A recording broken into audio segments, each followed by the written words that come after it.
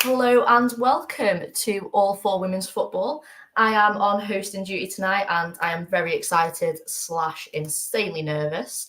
But it's going to be great. So tonight we're going to be talking about the Women's Champions League. I am very excited. I've got all my favourite people here with me. Literally, what could go wrong?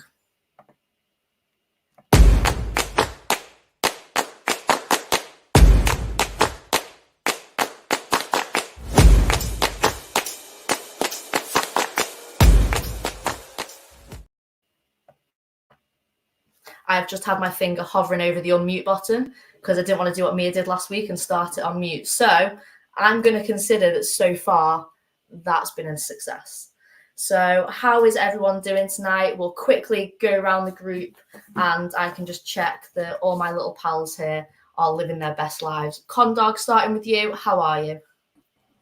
Yes, all good, all good. It's that was good, Jess. I like that. Nothing to be worried about. I am freaking out right now, but it's fine. Actually, it's great having all this power. Like I can just boot people from this little stream anytime I want. So if anyone annoys me, you're gone. So yeah, no, all good from my side, and a good show to look forward to as well because there's a lot of drama in the Champions League, and it'd be good to talk about something other than United as well. Well, yes, we don't really want to dwell on that too much at the minute. So carrying on round, Mia, how are you? I'm good, thank you, Jess. I am completely knackered, but I've pulled through today for both though. I'm excited. Let's talk Champions League because my goodness, it's still all to play for. It really, really is. It is wild. It is honestly frying my brain. Laura, how are you? How was your day been? I'm good, thank you. I'm buzzing. My exams are over and we get to talk about the Champions League, so life is good. Oh, thank God for that. I am so glad I've not had to do an exam for a while because I am just not cut out for that. Meg, what about you? Are you ready to chat about the Champions League? I mean, if Arsenal was still in it, I would probably be way more excited, but that happened like a few months ago. Arsenal got knocked out to, is it Paris FC? Some team that is still in it. So, yeah. Like a little team, right? Yeah. And finally, Barry, how are you? Yeah, very much looking forward to talking about Champions League. It's not somewhere where I spend a lot of my time, so I'm hoping that I'm going to learn a little bit about it as well at the same time. And who knows, with the brilliant news that DAZN are going to be allowing that to be free to air a little bit more, possibly a chance to get myself a little bit more involved into it and see who some of these players are that Connor keeps talking about. Yeah, I have to admit that is going to be hugely beneficial because I will say that even I struggle sometimes to follow the Champions League. The accessibility isn't great for it. So this show has actually given me a really good chance to kind of catch up on what's been going, because I will admit that since United got binned off out by that other team in Paris, I sort of lost a little bit of interest. So really great that, how is it pronounced? DAZN? I'm just going to call them DAZN. I'm really happy that they are. You had it the first time, Jess. Yeah, I know, but I just don't like it. So I'm going to call them DAZN. DAZN. I'm really happy that DAZN have picked it up again. So what I'm going to do is I'm just going to run through the last round of results really quickly, and then we're just going to kind of open it up to the whole squad just to kind of pick out any results or any key moments that we found really interesting from the week. So these are the games that were played on the 24th and 25th, so last week. So first off, Hacken and Paris drew 0-0. Then 2-2 Roma by Munich. Chelsea, the last remaining English team. So as much as I dislike them, they are really holding the fort down for us Brits. They beat Real Madrid 2-1.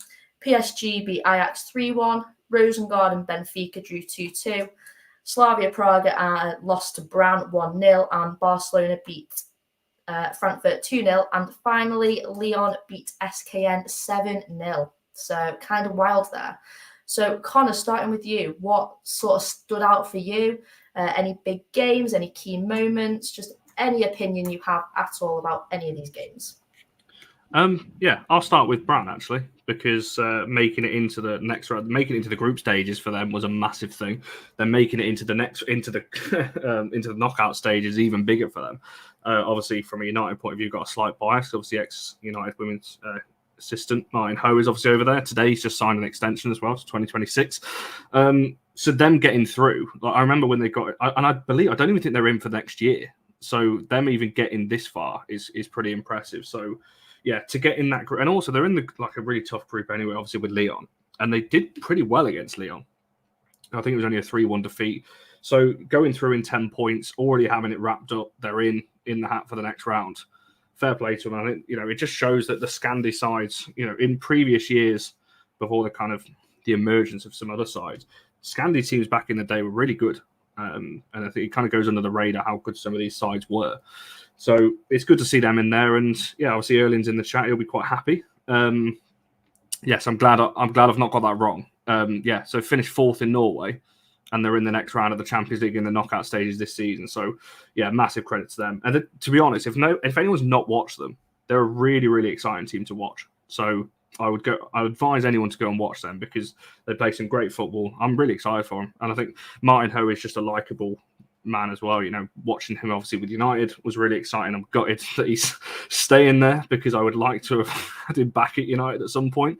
But yeah, credit to them. Really good side. And fair play to him into the next round already. Yeah, I think it's Martin who just signed a new contract as well. I know earlier 2026. Comments there. 2026.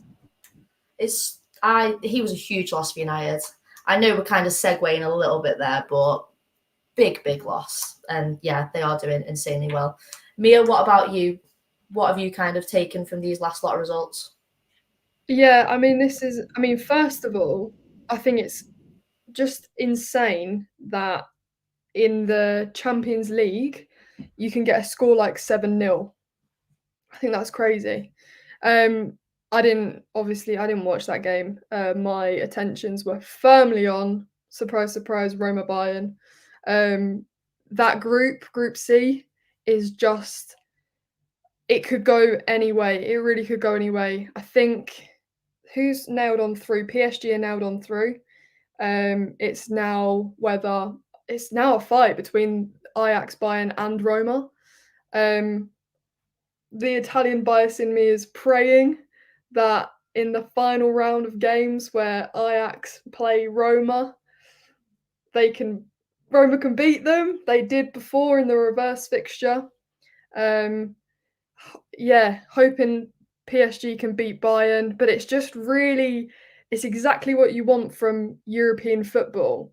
Really close games. Who's going to win it? I'm not being funny, but those 4 clubs are so different in terms of their sort of history and where they've come from and how successful they've been over the years. It's a little bit crazy, and it's going to be really, really interesting to see how that group ends up. Really interested to see that. Yeah, that group is actually insane. One thing I saw earlier about that Lyon game, I actually wrote it down because it was just insane to me. Lyon had 47 shots. Now, someone might just need to fact check that quickly because I just saw the graphic and didn't even think about checking it because it just simply blew my mind. 47 shots, 18 on target, which is quite a poor conversion rate, really, when you think about it. But... So I don't think SKN had a single shot. So again, someone can just check me on that. But to only score 7 from 47 shots. I mean, I know Lyon are kind of getting a bit of form, but looking at the stats alone, while 7 is insane, 47 shots is kind of ridiculous to not be converting more than that. That's like a 20% conversion rate, slightly less. Quick maths. Truly mental, and I'm kind of just stuck on that a little bit. So Laura, please take it away with anything of note that you have. I was just going to talk about Group D because I think, particularly Paris FC, in that last round they held Hacken to a 0-0 draw away from home, and Paris FC are a team you don't even really expect, you don't expect to be there in the first place, beating Arsenal and Wolfsburg to get there, and now they're still in contention of going to the knockouts. With that 0-0 draw, they're on 7 points in that group. Hacken in second on 8 points. So, I mean, I very much doubt they'll do it because they've got to beat Chelsea. But there's still a chance. And Chelsea don't have anything to play for really in this final match, so potentially. And then in that group as well, I think people probably expected Chelsea and Real Madrid to go through, and then Real Madrid has sat firm bottom only on 1 point. So I think that's been quite an interesting group in terms of a few shockers there, and Paris still firmly in contention, and Real Madrid just completely bottling it. Yeah, I think Real Madrid have probably been a shock to everyone. I mean, me and Meg were kind of talking pre-show that they've never really done fantastic, but you look at the squad and you just think, like, how are they not doing better? I think, did they finally pick up their point? Yeah, they're on 1 now, maybe. Yeah, they got their point against Chelsea, which I find quite funny. But right, I just don't really get that because their squad is stacked. They should be doing so much better, but they are not, and I just don't really know why. So they've got to be. It's like they lost Caroline Weir, and that seems to be the everything's being put down to that. But they've got such a good squad like elsewhere. They, like you say, like they really should be doing better. Yeah, that's kind of a big one for me. We'll talk a little bit more later about sort of under and overachievers, but that's definitely one we'll circle back to. Meg, and then following straight on with Barry, what are your kind of thoughts on these last lot of fixtures? Yeah, I mean, as Mia pointed out, the Roma Bayern draw, I think that is the reason why the last round of fixtures in Group C is so tasty. I mean, Roma were actually in the position to win the game very late on, and then obviously Leah Schuller gets a second for Bayern. So I think it was like the 96th minute or something like that. For Roma fans, I'm sure Mia was absolutely gutted that Roma didn't get the 3 points there. Because to see Bayern go out in the group stage would have been a massive shock for everyone. Obviously, Arsenal beat them in the quarterfinals last season. So, they'll be hoping to probably try and go all the way this season. Obviously, got the likes of Barca, Lyon, PSG, who will probably also be wanting to go all the way. But yeah, I think in terms of, scores that have really set up for a tasty round of fixtures, I'd go with that one. Obviously, Lyon scoring 7 is just, absolutely ridiculous. But I guess you kind of expect 1 or 2 of those, results to happen in the Champions League at, a point in the group stage or maybe beforehand. But I don't think we'll see anyone else scoring 7 as we, progress further into the knockouts, that's for sure. Yeah, I mean, I echo most of that. I mean, people are talking about the Roma and the Bayern game, but you've got to be honest that the Paris Saint-Germain and Ajax match, I think, is equally as important there. Ajax are actually top of the league and we're on the 7 points there. And because Paris beat them, they've jumped up onto 9. And that's made it so that we're in a position where 2 teams are going to go through, but out of any of the 4. Obviously, if Ajax had won that, they would have been on 10 points and would have been guaranteed to go through. So, that does make the group of chaos very chaotic indeed. So it should be good indeed. The group of death one, that was good.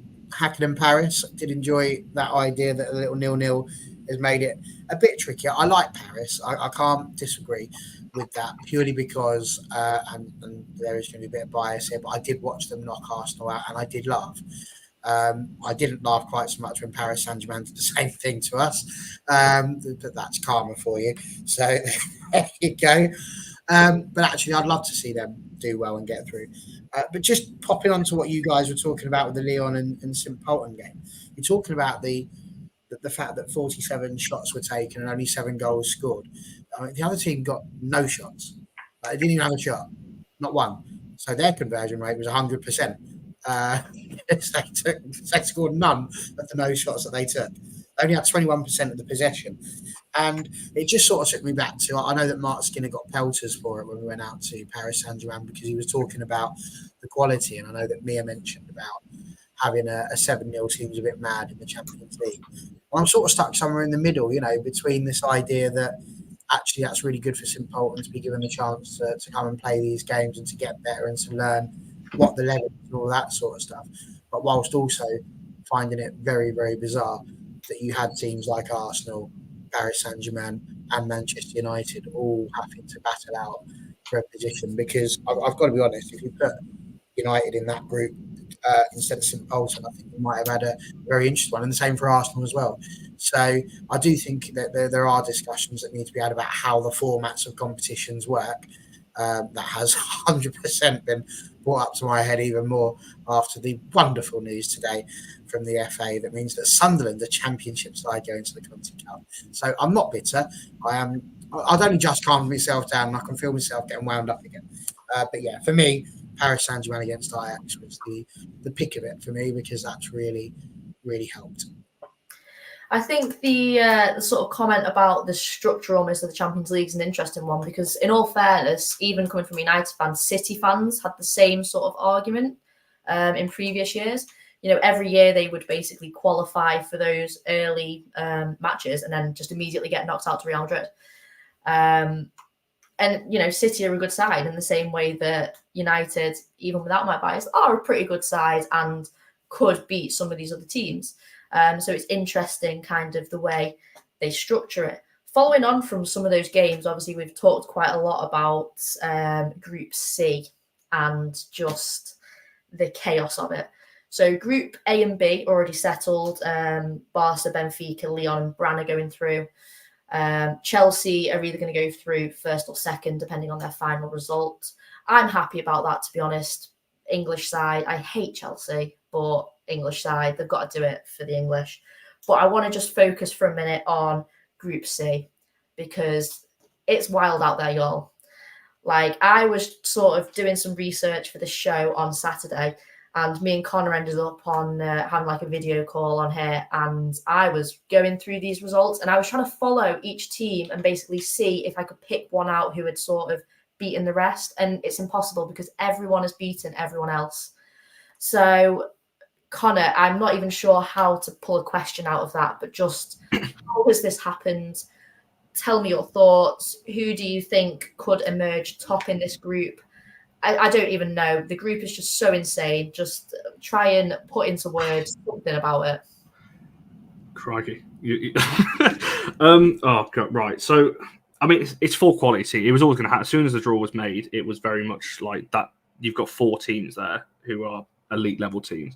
Obviously, as people know, I would prefer Bayern to go through. Obviously, Bayern have got PSG. PSG can still get knocked out because if Bayern beat them and Ajax win, PSG then drop to third. So there's a chance there with that one as well. So I hope that, just purely because I've got some connection with Bayern, I would like to see Bayern through, and I think they deserve it. If they don't win, they don't deserve it, obviously. But I think with the players they've got, they should be. I said it before the start of the season, they should be aiming for the final. So if they don't even make it out of the groups, I think that's a massive. I know we want to come to underachieve and so on like that. But it's just 4 good teams. You're talking about Roma, one of the best. Well, they are the best side in Italy right now. I know Mia will probably cover that a lot more than me. Bayern, for me, are one of my favourite teams to watch. You know, the players they've got, the calibre of players they've got is ridiculous. PSG, as somebody mentioned in the chat a bit earlier on, Katoto coming back is a massive thing. She's such a good player. So you've got somebody like her coming back into the fold already with a stacked PSG team. And Ajax, you know, I think a lot of people had Ajax coming bottom in that group just purely based off the other teams. And look at them, as Barry said earlier, they win that game in the last match day. They're top of the group and they're already safely through.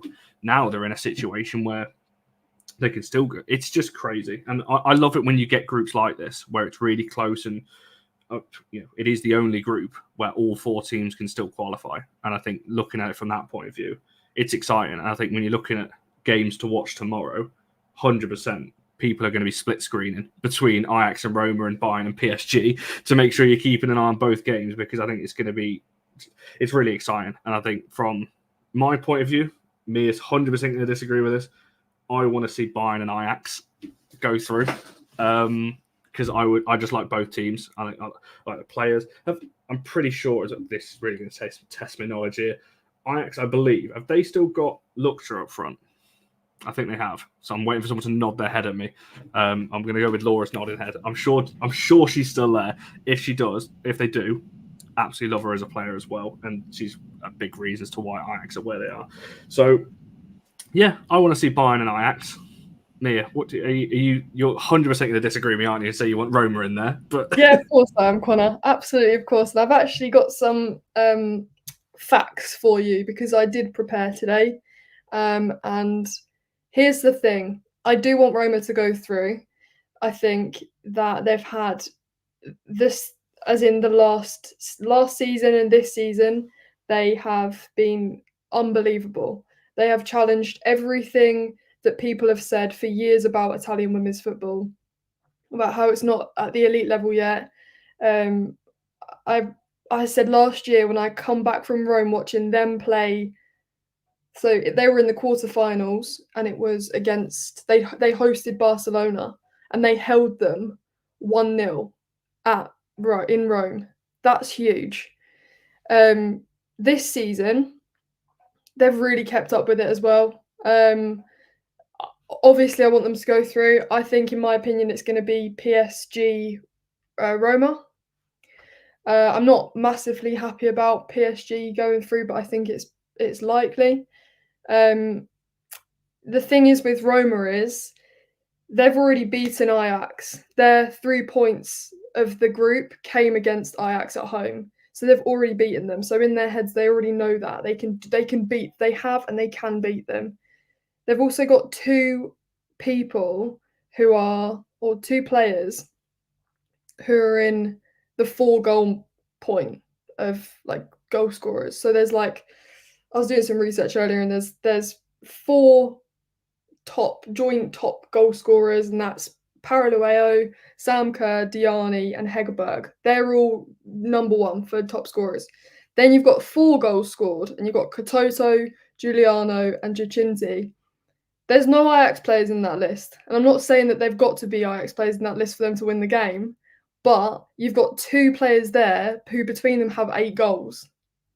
They're not short of it. And you've got a midfielder in there and you have an attacker in there. So again, the goals can come from any point in the pitch. I think they have it in them to go all the way. I'm so gutted for them that they didn't put this to bed last week or last match day against Bayern, because they deserve to go through and they deserve not to get Barcelona in the next round. They deserve to make it a bit further than that. And I'd really like to see them do it because, as I say, they do deserve it. And it's just, again, putting Italian football on the map. Just a question off the back at me while you were saying, obviously, and talking about Roma and the great things they've done. I know from speaking to my friends that I've got that follow Bayern Munich that they've said if they don't get through the group, it will be a failure for them. Will it be seen as a failure if Roma don't get out of that group? Or do you well, obviously, like you said, they obviously last season did pretty well against Barcelona. Is it seen as a failure if Roma don't get through? No, it's not at all seen as a failure because, as we've just said, that's the group of death. That is the hardest group on that list, and for them to have held their own consistently against some of the continent's elite is just a credit to them. It's a credit to the manager, and it's going to be disappointing because they've always shown that they can do it, and I think they'll be gutted that they didn't finish. They didn't put the nail in the coffin against Bayern. But yeah, I don't think they'll consider it a failure because I'm not being. Juventus didn't even qualify. Juventus got knocked out early on, and they are traditionally the team in Italy that would progress further. So yeah, I wouldn't say it would. I think they'd be disappointed for themselves. I think the fans would be disappointed for them, but I don't think it'd be considered a failure because of just the teams that were around them. I think sometimes, again, it kind of goes back to almost what we were saying before about Man United and Man City going out in early rounds. A bit of context is necessary. You have to think about who they're coming up against, and to kind of go into this group and to be in a position where they've kind of held their own to some respect. The other teams in the group they've not had an easy time when they thought they might have done. Mia, you'll know better than all of us how the journey that Roma have been on. And they really are going to kind of be one to watch. You kind of look at them and you think these could pose problems, let's say, further down the line in future competitions. And all they need is a little, if they'd have just had a little bit more luck this year and maybe been put in one of these easier groups. I mean, look at Barcelona. They are just gone. And it is just kind of the luck of the draw. And they've been a little bit unlucky this year, but absolute credit to themselves. They've done absolutely fantastic. So just continuing on with our kind of discussion around Group C, the group of death. Laura, do you want to jump in and offer any opinion / theory about what you think might happen? I do have a theory actually. So I was studying the results closely, and I think this is correct. But other than one result, I quite like this fact about this group. Other than one result, every like reverse fixture has reversed the result. So like if they won in the first time they played each other, they've lost the second time they played each other, except for Bayern versus Ajax, which was 1-1 and then 1-0. But that's only one goal in it. So I think, so if you go by that, right, and you take that into the final round, then you get in PSG winning over Bayern, because in the Matchday 2, PSG lost to Bayern 1-0. And if you take that into the final one with Ajax Roma, I think you get in a Ajax win, right? So that puts PSG and Ajax through. If we're going off the kind of trend that has gone on so far in this group. But I think more than anything, that just kind of shows you how unpredictable and how entertaining this group has been, that you have no consistency throughout it. And I think it also shows quite a different like trend in the forms of the teams. Bayern kind of starting strong and then dipping and haven't actually been on a bad run. And then PSG losing their first 2 games, and you're thinking they're having a terrible run in this Champions League. And then they've come back through to win their last 3 and now top the group on 9 points, which I think just shows how exciting it is. In terms of who I think is going through, I think PSG, I don't know. It's such a tough one to predict. I'm going to stick with my theory and say PSG. And I really can't call the Ajax Roma. I'm gonna just stick with the theory and go PSG and Ajax going through. Oh, just wait for it a bit when I ask you all your predictions. This is going to get seriously wild. I just want to jump back in a second and throw something at Connor. Hang on, let me bring the question up. See, I'm learning. Look at me go. Connor, what do you think about this as our kind of resident slight Bayern fan? I just wondered what your kind of thoughts were on this one. You say that, I'm going to 100% throw the second part of this question over to Mia in just a second. Please feel free to tag team it. I mean, from a Bayern point of view, I'm going to say no, because I think what they're building is, I think it was the right time. If it wasn't going to happen now, she was leaving in the summer anyway. And I think, they've moved on Maxi Ral as well. I think they're doing the right thing and moving players on at the right time and bringing younger players in that are more invested in the project, is what I say. In that kind of position, look at Bayern's forwards. Obviously with Harder, obviously they brought in last summer as well. Lohman's still there as well, kind of in and out of the side. Obviously Schuller. They've got some great players that are scoring and doing better than what McGull was doing. There's other reasons as to why she left as well. That's not the only reason. But I think it was right. I think it's right for her. It was right for Bayern. And by the sounds of it, and this is my second part of the question, which I said I was going to throw over to Mia, she's actually done pretty well since moving to Inter Milan. I think she's probably raised their level. To me, I think she's more valuable now. She's 100% a Bayern legend. She'll always go down as that. And I think now she's making a name for herself in Italy, by the sounds of it. Yeah, I mean, she's done unbelievably well.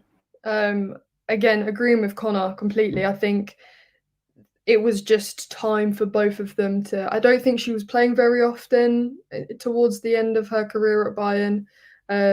So she's too good of a player to sit on the bench or to not be played. So her move to Inter shocked me.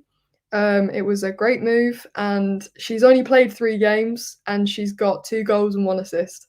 So that shows you automatically straight off the bat what she's doing to this Inter team. So Bayern's loss is Inter's gain. And that's what I'm thinking at the minute, but I don't think it's going to impact Bayern too much. Look at their team. I think they're okay. Yeah, I mean, Bayern have got a pretty stacked squad. I do think, and Mia will probably be happy to hear this, I do think we're going to see more and more players heading over towards the Italian league, which I would like to see, is I would like to see just some more kind of high-profile players over there playing. Anyway, kind of continuing with where we were, Meg, if you want to pick up on just your thoughts around Group C, and if you have any inkling of who you think might progress in this group. Yeah, I mean, to start off, first of all, I think how close Group C is such a good spectacle for women's football just as a whole. For some go into the last round of games and for it to be completely all to play for really puts so many eyes on all those games, which is brilliant for the game. I really could not, apart from PSG, who I just feel like they have the experience, they have the players. I feel like they're just going to go through. I just feel like they know how to get over the line and they're going to progress. I honestly toyed with the idea of who else will go through. And when I was sorting out my little like tables and like guessing what the scores were going to be and trying to figure it out that way. So I actually have Roma going through with, if my predictions of the games are correct. But then like I look at Bayern and I think, why do I not think Bayern are going to go through? It's weird. Like they've conceded 6 and they've scored 6, which isn't really a great stat for them, considering the players that they've got on the back, Julia Gvin, Dottir, Magdalena Eriksson. Like there's some really experienced defenders in that back line and Gross in goal as well. And they've had an average of 52% possession, which seems quite low for Bayern, which is interesting. So as much as I really want Bayern to go through, for some reason I don't think they will, but I can't quite put my finger on why that'll be. But yeah, as Mia said with Roma, they've got 2 players who have scored 4 goals each. That's 8 goals. I mean, surely there's going to be some firepower, especially after being in the position to beat Bayern. There's going to be that firepower to really, really want to go on and progress to the quarterfinals, and I think they thoroughly deserve to. I think a big thing, and a couple of comments have mentioned it, is having Katoto back for PSG. I mean, she was on fire in their last game, and I think that could kind of moving forward be a big kind of boost for them. But it'll definitely be very interesting to see what happens. Finally, Barry, what are your thoughts around this group? Well, glad you asked. I feel like whatever we say, it's going to be really difficult to get it right. But Meg brought up the goal difference. I'd actually gone through and put down the goal difference of all of the teams. So I was just very intrigued as to what was happening there. And actually, the goal difference for everybody in that group is insane. I mean, there's 5 games been played, and PSG are on a +2 goal difference. Ajax on a -2 goal difference, and Bayern and Roma are on dead 0. Like, it couldn't get any tighter. And then when you look at Paris Saint-Germain, they're +2. They've only just got that +2 because they beat Ajax by 2 because they were initially on 0, and Ajax are on -2, and they're only on -2 because they lost by 2. So, like, it could not be any closer. And they have all been just, like you say, cheeky little 1-0s, 2-1s, just those little odd goals, really, that have caused the issue. With PSG beating Bayern in the reverse fixture and Roma beating Ajax in the other one, you would expect that to be the other way around as well. I actually think Bayern might sneak it against PSG. And they're at home. I just think there's a chance that's going to happen. And I do think Roma are going to beat Ajax. I think Ajax are the weakest team out of the group, actually. And I would not be surprised to see them sat. Would that be bottom at that point? I think it would be, yeah. So I'm actually going to predict that Ajax are going to finish bottom. Paris Saint-Germain are going to finish with 9 points. Bayern are going to finish with 9 points. Roma are going to finish with 8 points, which is going to really upset Mia. But yeah, I think that's where you're looking at. So I think I've just gone for PSG and Bayern to go through. I think kind of following on from that, Bayern has probably been one of my sort of shocks from this tournament. I understand, and we've just obviously just discussed how hard that group has been. But this is going to kind of lead into my next question. Bayern was sort of one of the favourites for this competition, and yet the way we're looking at this and the way we're talking, they might not even get through this round. So the kind of next question that I will put out to all of you is, who do you think, if you can like pick one team who is either your underachiever or overachiever so far, or pick one of each or multiples, do whatever you want. Connor, starting with you, and me, if you want to just follow on with anything you think. See, if Bayern go out tomorrow night, they'll be my underachiever. But I'm not gonna say them because I still hold out hope that they'll go through. And yes, it did. On that, well, Bayern have been really inconsistent, by the way. Like they had good results against Wolfsburg and other sides, and then they drew to a relegation team in Nuremberg, and it was just like, what on earth? Like, that just doesn't happen. That's like Chelsea losing to Bristol in the WSL or something like that. It was a crazy result, that. So I'm not going to say Bayern.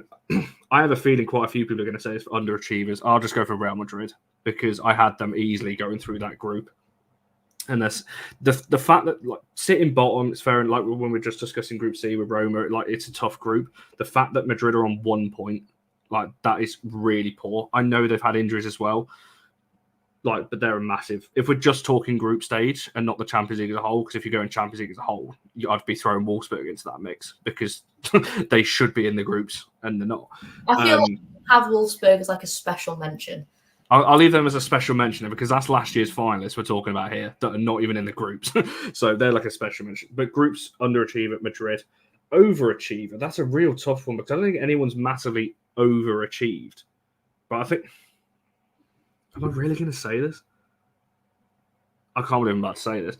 Because I'm going to go for somebody different and say Benfica in Group A because I thought that Frankfurt would come second in that group. Because they, again, Frankfurt, not that Benfica aren't a good side, and not gonna lie, I don't watch a lot of I couldn't tell you more than 2 players they've got in their squad. So you're gonna have to forgive me if there's any Benfica fans watching this, but I'm gonna say them purely because I really thought Frankfurt would get through that group, and the fact that Benfica are sat on 8 already through, I'll just go for them as an overachiever. To be fair, Yeah, Europe. Oh, that was my one. Yeah, I mean, if we're going different, I'm gonna say my overachiever is probably Ajax.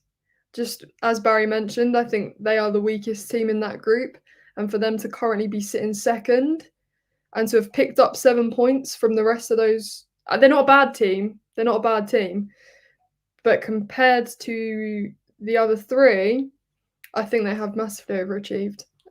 So I mean, fair play to them.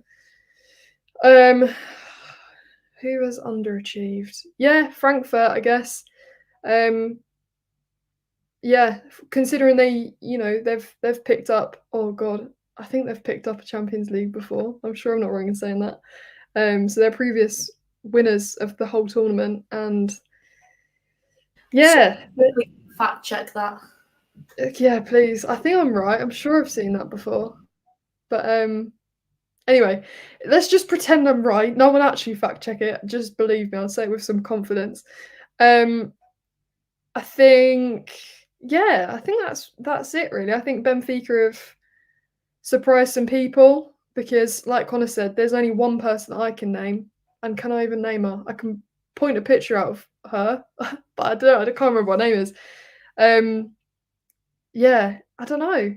Brown have done really well as well, I guess. Considering they're in a group with, I'd argue, Slavia's probably slightly better than them, and yeah, it's really hard to tell when they're from countries that you just do not have access to watching.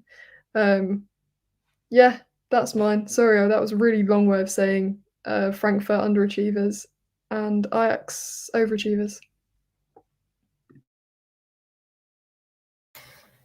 Yeah, I was going to say Bran. I think Trebuchet, and think the comment's been put up, but kind of the lowest coefficient. And then to go in and they've got 10 points, and one of those points was from Lyon. Like they achieved a 2-2 draw with Lyon, 2-0 behind, came back, 90 plus 4 minute winner. Like, I think that's just a big shout out to them anyway. So I definitely have Bran down as my overachievers, but probably shout out to Paris FC, still in contention in a group where you'd probably say every other team in it is stronger than them, and having already knocked out Arsenal and Wolfsburg, who are our honourable mentions for underachieving, are Arsenal and Wolfsburg, semi-finalists last time out. But yeah, for my underachiever, I feel like you can't look past Real Madrid on that one. I'm trying to think of someone different, and yeah, I think it's probably been covered in terms of underachieving. I guess I guess it's what Colin's saying in terms of whoever potentially some people that don't get out of Group C could be underachievers come the end of this week, depending on who that is. So I'll go for potentially someone who doesn't get out of Group C to be different, but I can't put that name on it yet. So I think my overachievers are Bran, and then, Real Madrid are the obvious ones, but to be different, maybe someone out of Group C.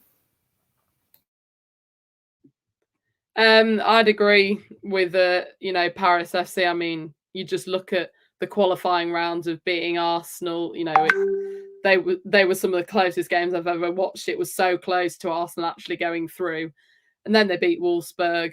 And yes, they've not had a very consistent, 2 wins, a draw, and 2 losses. Isn't a great, stat to look at in the group stage. But I think a lot of teams have been the same with, inconsistent results. But their 2 wins have both come against Real Madrid, which I think is crazy to think about. So Paris FC would be my overachievers because, I thought Arsenal were going to beat them essentially. So that's why they're my overachievers. But underachievers, definitely Real Madrid. I mean, yes, they didn't make it out of the group stage last season, but you just look at, obviously they're in a league with Barcelona. And when you're in a league with Barcelona, you're never going to win the league, are you?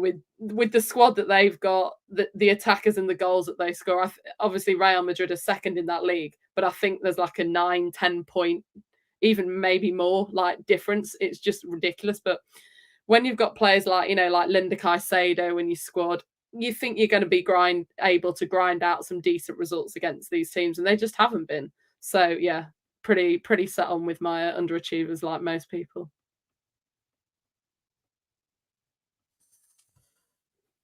Is not my wheelhouse because I do not know enough historically about these teams to really throw that in. So there's a very surface level analysis of this one. Initially, my underachievers were going to just be Real Madrid, but I feel like you kind of have to say Frankfurt for that one now. The fact that they are the side that have won the Champions League the second most times, only Lyon have won it more. So the fact that they are, not through, I think, is a bit of an underachievement. But I've got quite a few overachievers. Paris FC have obviously already been mentioned, and I think that's absolutely fair. The fact they managed to knock out Arsenal and Wolfsburg, nobody saw that coming, and that was pretty good for them. Bran, I think I'll put in there as well as being a bit of an overachieve this season. I think they've done quite well. But the 2 that I would like to nominate for my overachievers of the UWCL group stages are Rosengard and St. Polten, because they probably shouldn't be there, but yet they are. So they're my overachievers. Yeah, I think you made fair points. So I think it's really hard, isn't it? Because it's tough picking over and underachievers. I just wanted to make a quick point on Frankfurt in terms of because it was mentioned with Real Madrid obviously being in the league with Barcelona, it's always going to be tough, and it's similar with what Rome are obviously trying to take over Juventus in that respect. Frankfurt obviously in the league have got Wolfsburg and Bayern. Traditionally, obviously Turbo Potsdam was another side as well, but they've really fallen away for various different issues away from the pitch. But when you've got a league like that, Wolfsburg and Bayern basically just cherry pick the teams, like the players from the teams below. It's so it's hard for them to catch or to bridge that gap because all of the best players in Germany just go to the top 2 teams. So for Frankfurt to be there, I know I said that it's a bit of an underachievement. For them to still be there, I know they've won it 4 times as Barry's just said, but for them to still be there in amongst it with losing nearly their best player every single season because they always just end up going to Bayern or to Wolfsburg or something like that. I think I worry that that's going to happen again this summer. They've got players like Laura Freigang, for example. Pretty much every top club in Europe wants her. That's another player they're probably going to lose.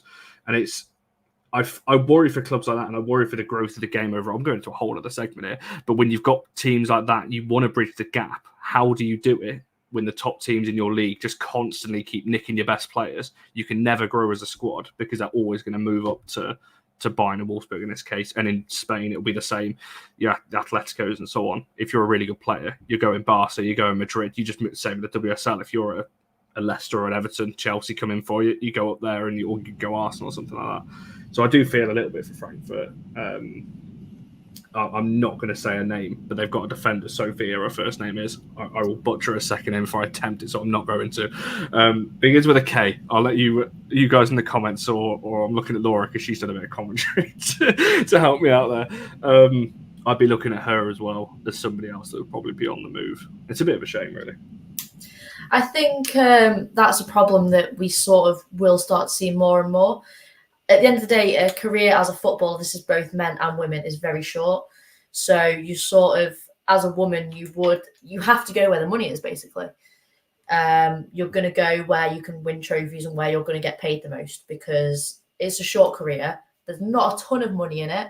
So you're going to have to earn as much as you can in this limited time, which does mean that smaller clubs, and not even necessarily smaller clubs, but clubs that aren't paying as much because they're maybe not winning all these trophies, are going to struggle to retain players. And it's a bit of an endless cycle, and it's hard to know how you fix that. And I think the only way to fix that is to basically make the clubs have to make a loss, basically. You've got to get more investment from a kind of top level and not expect results straight away, but be willing to kind of pay players until you're reaching a point where you've nurtured players and they make a great team and now they're competing. And you've got to keep those players all together. But it's kind of easier said than done. And unfortunately, you see it a little bit in men's football as well. I mean, look at Dortmund. They lose all their players to Bayern Munich. It's like a running joke. It's just that with women's football, it's kind of even worse. Before we move on to the next little section, I just wanted to bring a comment up from earlier in the show. Hang on. This is directed at Mia. Please explain.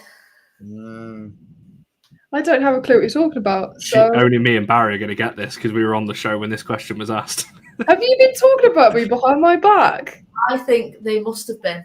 I think we're going to fall out. Connor, come have an explanation. This is true. I think we've already fallen out. So Polly exposed you and said that you were the reason why it was called Woso Vavel and not Wofo. Is she joking? You're called out there. I inherited Woso Vavel as Woso Vavel. I have her no. Well, I'm not, actually. I just inherited it. Apparently you were the go-to person, so hence that comment. Okay, well, that makes sense. I'm glad. Thank you. I'm going to... Polly, if you're watching this, coming for you. Thank you. Sorry, Jess. No, that's Can I fine. also just say, while we're here, how boring Connor is. How did he not even try that?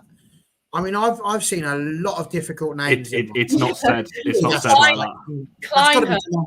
Kleinherner. I'm sure it's not. I did German A level, so as soon as I saw that name, I knew how I was pronouncing it. Go on then, Meg, say it. What was it? Just Kleinherner. It's not that. It's not. I haven't got German A level, and that's what I'd have said. I just said Kleinherner, but I did French A level, so in fact, no, I did it at GCSE. I did not go near at A level. As long as you know the EI in German is like pronounced I, like Klein, then you're sorted, really. Stein, like a stein of beer. That's my kind of German. Exactly. Thank Works you. the same way. Okay, so a final little thing I wanted to finish off on is I'm going to ask everyone for their predictions for the next round of games, which you may all hate me for because I don't have my own. I could not predict half of these results. However, as I'm hosting tonight, I don't need to make a prediction. So we'll start with... Whoa. Are we predicting every single match? Every single game from the final round of fixtures. Would you like me to do what I did last time and write it down so I can mug up all the people and get it wrong? You to do that. I did make a little chart here you'll be able to see, but I didn't use a ruler or anything, and I also didn't make enough boxes. So I do think that this is a job for Barry, to be honest. Barry is so excited. He loves writing down predictions when they get them wrong. In the Out of week. this entire show, this is the thing I feel most suited towards. I am definitely loving this part of the section. Okay, well, I'm putting on the spot now. So we're going to start with Paris FC and Chelsea. I also hope that I wrote these games down correctly and these are the right fixtures, because otherwise I'm going to look like an absolute idiot. So we're starting with Paris FC and Chelsea. Connor, go. Draw. Okay. What's the score? What draw? Who's going to score? When? No, just how many? What draw? 0-0? 1-1 or something. The only reason I say that, and I'm going a bit rogue, is because Chelsea don't really have anything to play for. They've topped the group pretty much, barring like a 6-goal swing. Paris need the points. Paris are a decent side. Chelsea also have not taken a lot of players, and they've got a lot of players out with suspension and injury and all that kind of thing. I saw the squad list that they've taken. They're missing like 11, 12 first teamers from that list. So that's the only reason. As it's been mentioned in the comments, they're only taking 18. I don't think they're going to take it as seriously. Hence why I'm going for a draw. Go on. I'm waiting. I'm gonna say Chelsea are gonna win 2-0. And I don't have a reason for it, so you can move on. I reckon 2-1 Chelsea win. I think similar reason to Connor, they'll switch off a little bit and I think they'll concede, but I think they'll still win. I think they still have that in them. And I don't think Emma Hayes will want to lose to them so that anyone has a shout at saying that Chelsea on the same level as like Arsenal, Wolfsburg and Leeds. I agree with Connor. I think Paris FC know that people are kind of not looking at them, but, you know, everyone knows they've already beaten Arsenal, they've beaten Wolfsburg. So people are kind of looking at them like, you know, they will want to progress out of this group. So, yeah, I'm going a 1-1 draw. I think Paris really have a point to prove with a decent result against, a Chelsea side that have already settled for top spot pretty much. I like that accidental pun you just did there as well. A point to prove. Picking up a point because obviously they're drawing. Did you mean to do that or not? I genuinely did that. I'm so technically sorry. Oh. It's right, he's used to being with a professional punster, so as a result, he thinks it's always on purpose. And do you approve of that one then, Barry? Is that? It's very good. I didn't even notice it because I was very busy doing like admin work, as I've been told to. Didn't realise I had to write down the scores as well, so I had to change the format slightly. But we're all good, don't worry. So sorry. Write down scores. Are you going to make your own predictions as well whilst you write these down? Oh yes, I'm going to go for mine. Absolutely, I'm taking part, of course. I don't think, from what I can see on this one again as well, Paris have to win. Like they have to. A draw is not going to be good enough.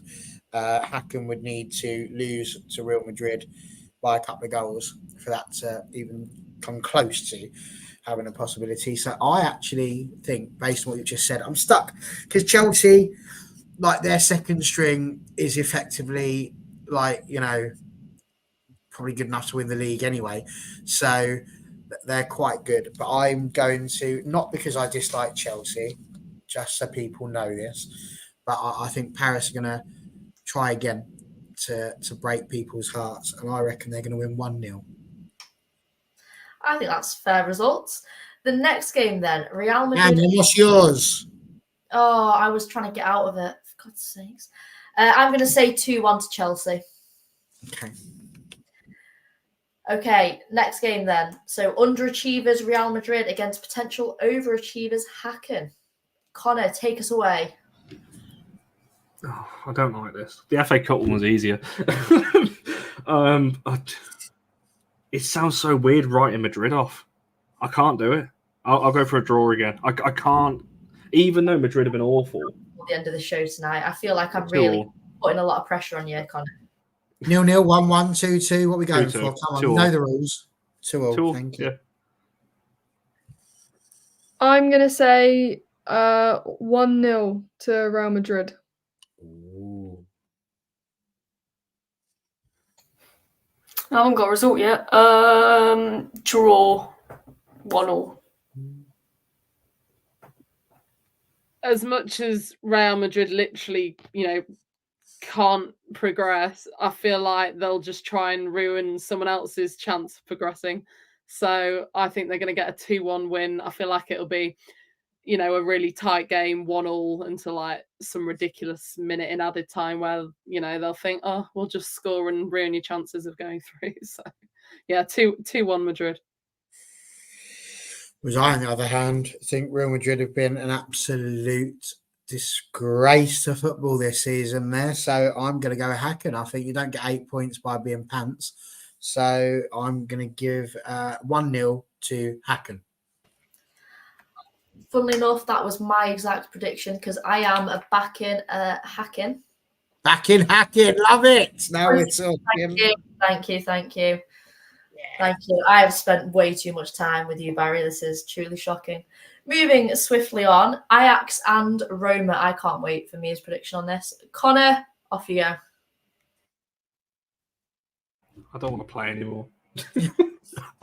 I don't know. That's what Jess said in the predictions league. Know how she felt.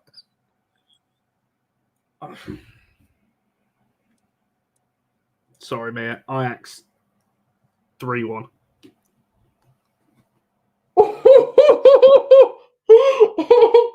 I'm glad you apologised before you said that because I thought I can take if you're going to say an Ajax win, but 3-1.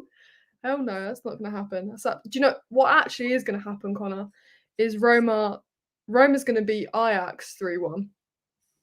That's actually what's going to happen. The good thing is we're just very quick on that game though. Like Roma they concede a lot. They've already conceded 9, but they score as well. So that's why I think it could go either way, to be honest. But yeah, I'm sticking with mine. We'll see. I really don't back my theory on having to actually predict an individual game. So, like, my theory goes that Ajax would win. But when I look at Ajax Roma, I don't see Ajax winning. So I'm really torn on what to do here. I think I'm going to go in the middle and go for a draw, which I still think puts Ajax through if PSG win. So I'm going to go for a 2-2 draw, and I think it'll be really tense and exciting. Well, I hope it will be anyway.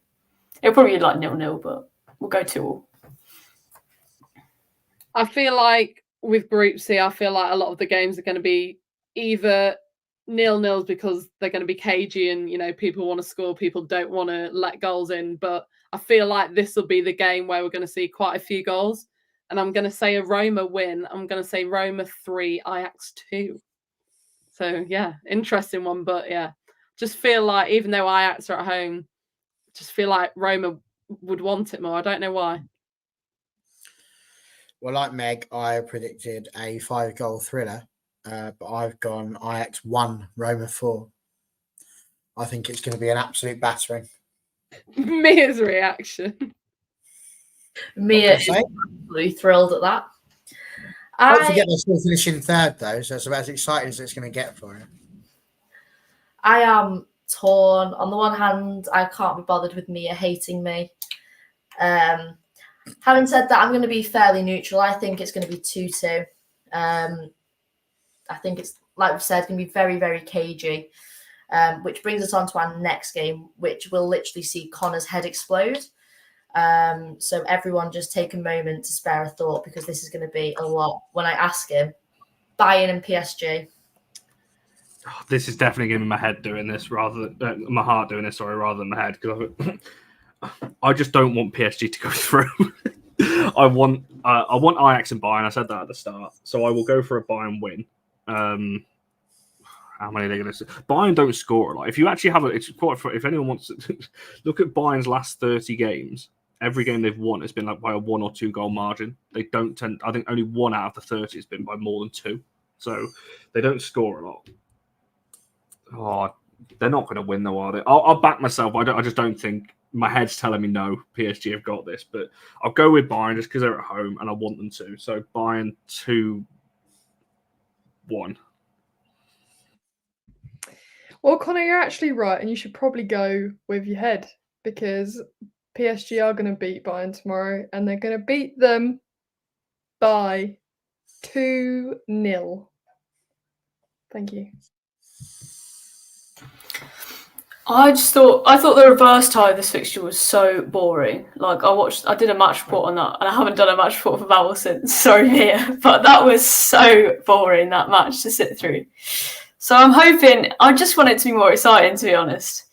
And I don't know. I think I can see.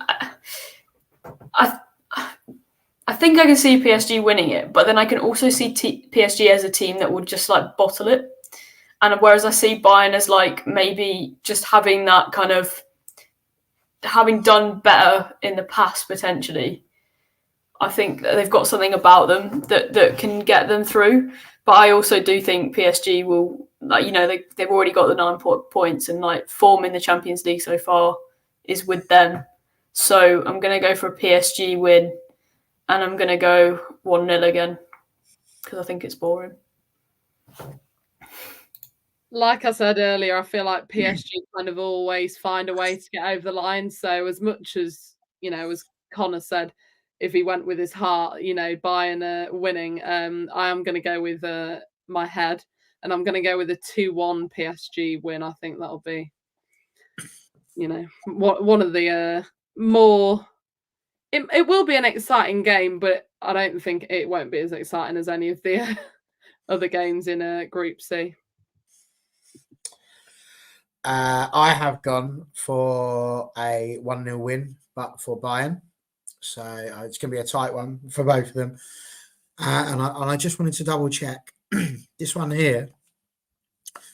If somebody goes in for a tackle with Katoto, would that make it the Inter-Katoto Cup? You've got to know the Inter-Toto one for that one. But there you go. That's the best I can offer you today. 1-0 to Bayern. To be honest, I'm a bit like Connor, I'm a bit torn with this because I just don't want PSG to go through. But I just think Katoto, she scored that banger in the last game. I'm going to have to go 2-1 to PSG, and it pains me. It truly does. And I hope I'm wrong. Let's just say that. Next game then, Bran and St. Polten. Is that how you pronounce that, by the way? Polten? If anyone wants to correct me, please. I'm nodding like I know. I don't know, but I'm just going to nod and say yes just to make you feel better. Okay, thank What's you. the question? That's all I really wanted. Polten, St. Polten. The dots over the O, isn't that like an sound? From being an Arsenal fan and having to learn how to pronounce Mesut Ozil, Yeah, that makes it an but that's, yeah. you are So, correct, Laura. but I don't know how that would fit in there. I feel a bit silly going like Pearlton. Yeah, I'm Those just happy being dots obnoxious called Britain. Just The 2 dots are called like an umlaut or something, I think, and it makes it like that. Yeah, that sound. It's not the nicest sound to say. This group, these next 2 games are going to be the toughest to predict because they're pretty much irrelevant. Like both teams are through. So I don't know what team Bran are going to put out because they're not going to catch Leon. I don't know what the goal difference swing is, but it's like 15 or something like that. They're not overturning that. So I don't know. Bran 2-0. I'll go with that. Safe and just comfortably through. I'm going to go a big score. I think it's going to be 5-0 to Bran because I don't think St. Polten have done great things. And, Bran can go all out. Finish off with a bang. I'm going to go 3-0, comfortable win, but nothing spectacular. I'm going to completely agree with Laura and go 3-0. But yeah, as we said, the results don't really matter in that one. I agree. It doesn't matter. They've got a negative 11 goal difference. They've only conceded 12. So, yeah, I think 3-0 is probably about right, to be fair. Well, I was going to say 3-0, but now I just feel like I can't. So I'm going to up it to 4-0 because everyone else has said 3. And just before we move on to the next game, I just want to ask Mia yet another question because the comments just keep popping up about Mia and her allegiances. So please answer away. Right. NT. I'm actually a Barcelona fan. I was going to say I'm not from Barcelona here at all. I'm actually a Barcelona fan. So I don't know why I keep having to repeat myself with this. It's factual. I go to all the games home and away. I wear their shirts all the time. I'm Barcelona through and through till I die. Thank you. Well, there you go. She just follows the latest trends. We love it. The So I scarf. take you're travelling to Benfica after the show, right? Yeah. I'm actually on the plane, Barry, right now. I'm talking to you live from the skies. That is a comfy plane. This is the first class in whatever airline. It's my own plane. I'm driving it too. I'm the pilot. Oh, I just love these comments. I'm in a different room. I'm in my sister's room because she's got a desk and it's professional. So Oh, She's got a room on your own plane. How much money are you getting paid Sorry. by that? yes. So this is my sister's plane that I've just borrowed to take me to Benfica and back to watch the girls. to watch the girls. Well, I'm glad we've cleared that one up. Okay, next game then. Lyon and Slavia Prague. Connor. Very quickly, to question to people in the chat. There's a player that plays for Brian. I'm pretty sure she played in the last game. Sinja, her first name is. I can't remember what her surname is. Can somebody in the chat, if they know who I'm on about, tell me how good she is? Because I keep hearing her name, like in the last few weeks. I just want to know how good she is. I think she's like 18, and a lot of people in Scandinavia really rate her. So people can. I'm looking more towards Erling and people like that on that one. Lyon. I mean, wasn't the reverse fixture of this one 9-0? So this is probably going to be a big scoreline, isn't it? Dependent on what kind of team Lyon put out, because they may well rest, with knowing that they're pretty much top of the group on that one. I'm just looking at previous meetings between the sides. In 2016, they also beat them 9-1. They beat them 9-0 in the reverse. I will go for... God, it's just about picking a number here between 1 and 10, and it just seeing how many they go. I'll go for 7. I'll give them 7 now. Because I think they'll rotate a little bit. I'm just gonna say 4 because I don't think they'll batter them. They will batter them, but I don't think. I don't know. 4. I'm going to go 5-1 because I think there's always, in these big score lines, there's always tends to be like a rogue 1 in there. So this is going to be the game with a rogue 1, and they're going to score 5. So 5-1 to Lyon. I'm going to go 5-0. I think if you can beat a team 9-0 with your strongest starting 11, even if you field like a rotated side or like your B team, you're still going to score, a decent amount if your first team or your strongest team have scored 9. So yeah, 5-0 for me. Yeah, I went 5-0 as well. Can you stop stealing my answers, Barry, please? I don't think I picked your one for the Bayern match.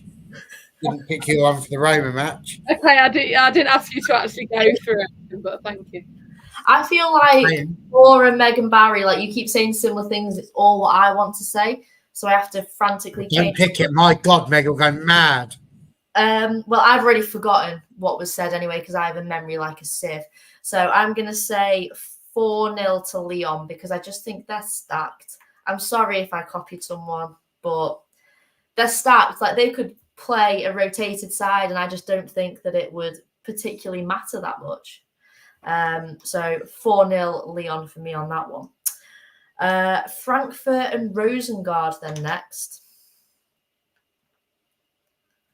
You threw me off because I was looking at Barca Benfica. Sorry, I clearly just mixed things up. Just to keep you on your toes, Connor, I'd like to make sure that you're actually paying attention to what I'm saying. I am. And just very quickly, because Erling did answer my question, that's why I keep hearing her name. I swear everyone is after her. So that'll be why I keep hearing her name and how good she is. Yes, one to keep an eye on for sure. Maybe Erling just come on the channel, do like a little player profile on her for us. That'll be quite good. Frankfurt Rosengard. It was 2-1 in the reverse. Frankfurt were at home. 2-0 Frankfurt.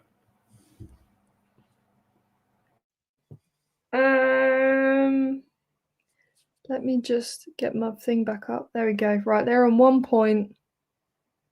Yeah, I think it's going to be 3-0 to Frankfurt. Please, Barry. Thank you.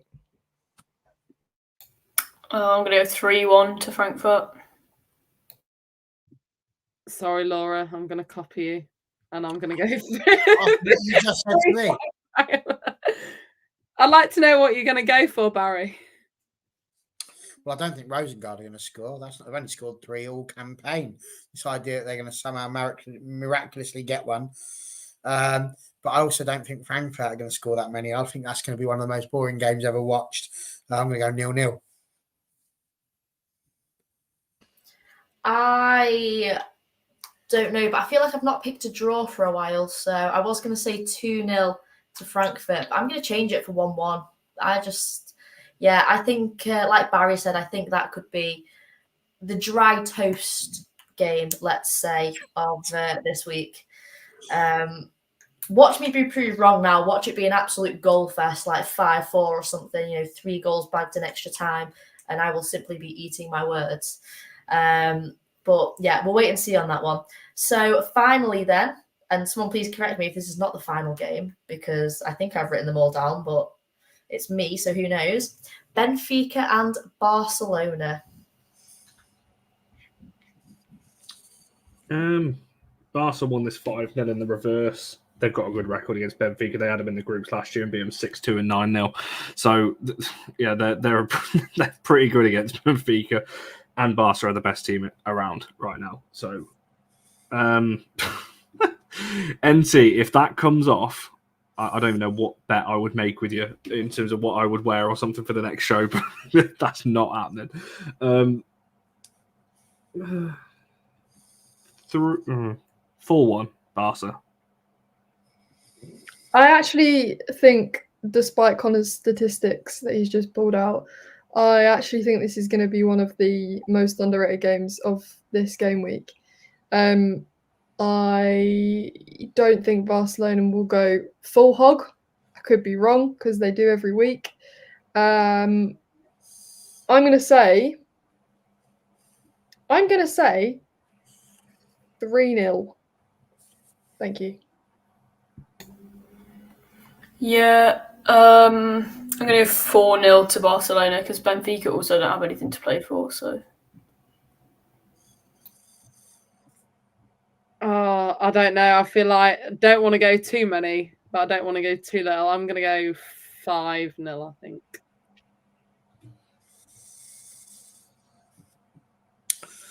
I think Barca are going to be playing for sort of pride again there. They could have quite easily not done too well in the last game, but they did all right. So, 15 points. They've not lost one yet. They've only had 1 goal conceded.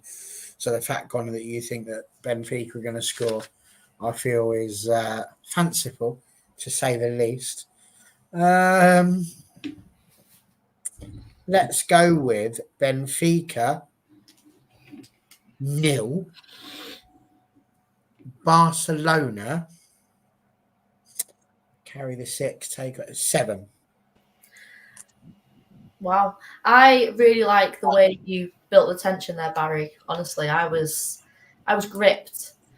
I think I've just looked at this group again, and Barcelona just jammy. Like, I know that they are the best team on this planet, but how have they just got probably the easiest group there, really? I'd actually argue that and say they haven't. They're just that good, and they make those teams look very poor. No, I'm torn. Yeah, maybe you're right. Actually, I think Chelsea have also had a fairly easy group there. I think the reality is Barcelona will get through any group, and they could probably play their like C, D, E team, and they're just insane. Basically, they're so far above everyone else that I just can't see anything or anyone kind of stopping them. So I'm thinking I'm going to go 4-0 Barcelona. I just want to say it'll be quite interesting to see which team, or if any team, can stop Barcelona winning it again this season. Interesting to see who actually can. I would like someone. I don't really have a problem with Barcelona. It's just boring, isn't it? Just, all right, we get it. You're good. Come on. Can someone else just do something now, please? Real Madrid are letting us down, really. They're supposed to be the up-and-coming team to rival Barcelona at one point. Are you kidding me? Come on. So Do you know? I think on that, I think the toughest challenges for Leon obviously are up there. I think Chelsea are probably the team fully fit that will take Barca. They nearly obviously did it last year, only lost by 1 goal over 2 legs, and drew with them at the Nou Camp. Like that, Chelsea, I think, are probably the team that will give Barca the closest run, providing they don't obviously get drawn against each other in the semis like they did last year. I probably agree with that. And actually, I'll throw a question out to you then. Obviously, Sam Kerr is injured, and yet Chelsea have just dropped, what, is it 400k or something on a new hire? Keep going up. Because I simply cannot fathom what they have done. Are you asking for our opinions on it? I just need to take this away because I can't talk about it anymore because it just stresses me out. As a United fan, just wanting one player to come in, just one, so we have a bit of rotation in defence, and Chelsea just drop a world or British record fee to replace Sam Kerr from injury. It just blows my tiny little mind, and I just tell us about it, please. I mean, I'll keep my answer very short. That's just Chelsea all over, and I envy them. I do, because it's like that's how you back your women's team. One of your best players go out injured, you go and break the world record fee to go and bring in another. That's just what they do, and why they are the best team in England, and why I think they'll go all the way in the Champions League. And I said that since the start. I think they will win it, just because of that reason. Because they just go and look at the players they're linked with. Some of the link with bloody Lena Oberdorf. They don't need her. Like, imagine if they add her to that midfield. Like, they're taking the mick. Yeah, to be honest, I'm sick of it. And it pains me that I kind of want them to do fairly well in this because they're English. But like I said, I'm just bored of Barcelona now. Like, just go away. We've got to get some competition. And if it has to be Chelsea, then it's Chelsea. Well, I mean, it's what you say about the competition. They've made 4 out of the last 5 finals, but they've only won 2 of them. So it's not like they're going in and winning them all. So I'd argue there must have been some sort of competition within there in order for that to happen. You know, obviously Wolfsburg beat them in one of those, I think. So I think, bit of work to be done there. I don't think it's just all Barcelona. I think you need to be perhaps a little bit fair, and it wasn't them. It was Leon. Sorry. So, I think with Chelsea this season, like, a couple of seasons ago, if WSL fans or fans of women's football had found out Sam Kerr had done her ACL, people would sort of be like, right, that's Chelsea's main goal threat, sideline for the best part of the year. We can try and get results here. But you've got Lauren James, who's just decided to bloody turn up and become one of the best players in the world at the minute, and you're still bloody scared. And regardless of whether they pay a record fee for someone else, I was still really scared, regardless of whether Sam Kerr was in the squad or not. And I think that's just testament to kind of how Chelsea have evolved with Sam Kerr not relying on her as that sole striker anymore. Yeah, I mean, they are just stacked. We've talked before about them hoarding players and things like that, and LJ just is ridiculous. I remember seeing her sort of start coming off the bench at United back when she was playing. I think she was probably like 18, and as soon as I saw her play, I was like, damn, she is going to be good. And now we're 4 or 5 years on, and damn, she is good. And whilst I wish she would have stayed at United, like she was never going to, and she is on fire. A hat-trick against United. Disgusting. Truly, truly disgusting to watch. Painful as well. And there's just no let up. Like, she's just insane. And she's just going to keep getting better for a long, long time. If they can kind of manage her, manage injuries, manage playing time at such a young age, then she has got an insane career ahead of her. And she's got a long sort of footballing career ahead of her. And I think, to be fair, she's kind of in the right sort of place for that. So I'm excited to sort of see her play a little bit more. And other players, to be fair, Chelsea, like I say, have got a stacked out team. Even sort of like seeing Hannah Hampton as an English national playing her first European games. It's just good to see. She's only young. Obviously, she's kind of struggled to get game time, but she's clearly doing something right if she started a few games now on the bounce. And just want to kind of... I don't actually mind so much seeing these players doing well as they're English, but it just pains me it has to be at Chelsea, to be honest. But I suppose I can't sit here and moan about Chelsea for the rest of the night. Well, I could give it a good go, actually. Chelsea fans in the comments crying right now. We need to keep them. Let's big up Chelsea. Laura, tell us how the good team they are. I don't know. I was just going to say, I can't even get behind the English team winning the Champions League. Like, it's not my team. I don't want it. I'd support any other team but Chelsea to win the Champions League this year. I can't get behind it. I can't support rival teams, domestic teams. It's probably a problem with me, and I should probably see someone about it because I am that hateful.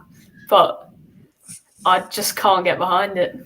No, I completely agree, Laura. I think the hatred I have for certain teams in the WSL shouldn't mean I all of a sudden have a liking towards them in European competitions. Like, no, I still have a hatred towards them. I don't really want them to do well, really. You've got to stick with your principles, haven't you? Definitely. I think the thing with that one is again, you talk about rivalries, and they often talk on the United channel, for example, about the fact that United got a massive rivalry in Liverpool, and they do in the men's football game because they played each other and they've got the competition. And I think rivalries depend very much on how often you played each other, and they get built up over time. I think geographical rivalries do exist, but they're not really that exciting anymore. I mean, you look at the United City one, that's not really got anything to do with how good the two teams are. It's just because they're next door to each other. I think for Arsenal and Chelsea, you can understand that same thing, and I'm with them. Like, generally, I don't sit there and look at Chelsea and think to myself, I'd like them to do well in Europe because they're an English club.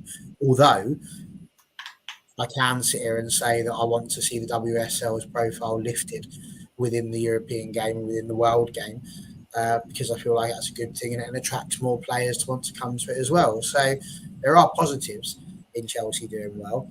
And I think I also have to be fair and say there is a part of me, perhaps it's the old romantic, who would like the idea that Emma Hayes does quite well on her last hurrah in the WSL, because to be fair to her, she's been a fantastic manager. She really has. But equally, I then remember that it's Chelsea and how they conned us out of the title last season and everything else that goes on with it. And all of a sudden, I don't feel quite so nice towards them. So I get it, but I don't subscribe to it just because they're English. I think for anything, it's always did they deserve it, and I think if they deserve it, they'll win it.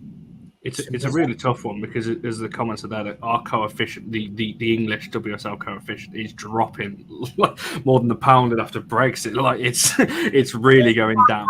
So I think I said on a previous channel show, the WSL as a league, or England as a country, no, the league, sorry, is ranked 4th now, and it's dropping even further. The other leagues are catching up. So there is a potential. It's on other clubs. That's what I mean. It's on other sides. So next year, for example, the top 3, whoever finished in the top 3 in WSL, have got to get in the groups next year and do well enough, because otherwise the WSL will lose that 3rd spot. And rightfully so. If you've got 3 spots and only one team is making it in, like each year, I know Arsenal did it last year, did obviously quite well against the semi-finals, and so obviously with Chelsea. But if we're consistently having 3 teams and not having 3 teams going far, I can see why UEFA would be like, hang on, let's take that away, give it somewhere else. Because haven't they got to a point where they're making a change? They're going to make it down to 32 teams in the UWCL, or have I lost the plot entirely on that one? Well, aren't they changing? It's not going to be groups anymore, is it? It's going to be the league format, so it's going to be split into a big league, and then you go in. Doing that in the women's one as well. I'm sure that's the women's one, because me and Jess, you were on the show. We did it with Emily, if you remember, on the All for United channel when we were talking about this. I remember before the show trying to Google it and understand it, and again, it fried my tiny little mind.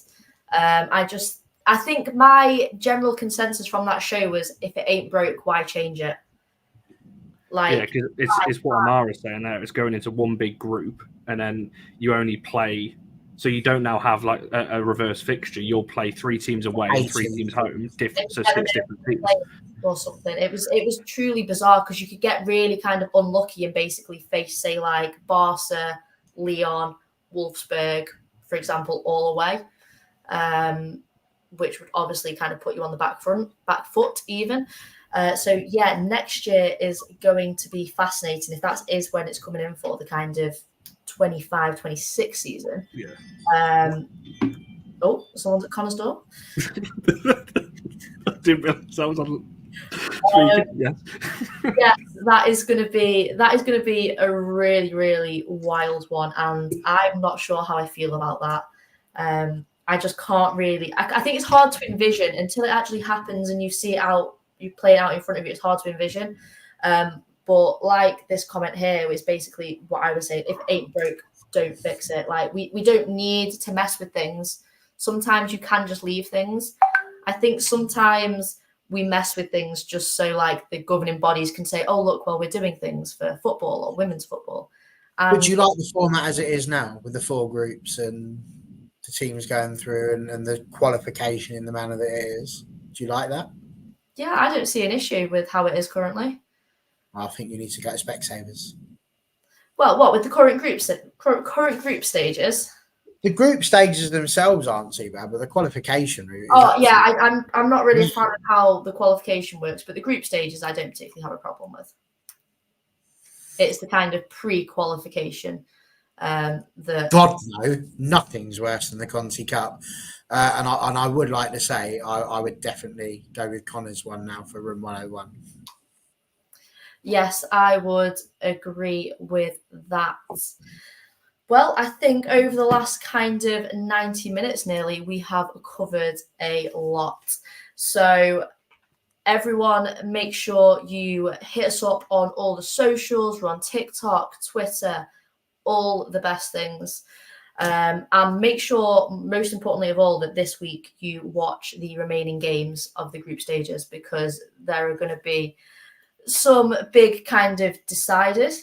So they're on the 30th and 31st, only a couple of days to go.